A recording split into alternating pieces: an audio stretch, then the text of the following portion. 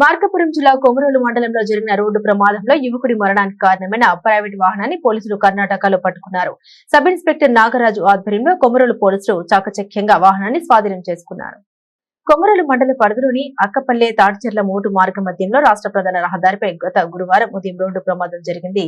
మండల పరిధిలోని అయ్యవారిపల్లెం గ్రామానికి చెందినటువంటి అబ్బూరి బాల నరసింహులు అనే యువకుడు తన ద్విచక్ర వాహనంపై వెళ్తుండగా ఎదురుగా వేగంగా వచ్చిన కర్ణాటకకు చెందిన టాటా సుమో వాహనం ఢీకొట్టడంతో అతను అక్కడికక్కడే మృతి చెందాడు. ఈ ఘటనపై పోలీసులు కేసు నమోదు చేసి దర్యాప్తు చేపట్టారు.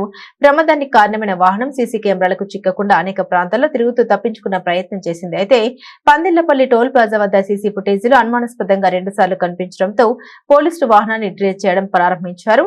Giddalur rural circle inspector Ramakotaiah, Komarolu sub inspector Jakkula Nagaraju ఆదేశాల మేరకు పోలీసు బృందం కర్ణాటకకు వెళ్లి వాహన యజమాని డ్రైవర్ను అదుపులోకి తీసుకుని వాహనాన్ని కొమరోలు పోలీస్ స్టేషన్ కు తరలించారు.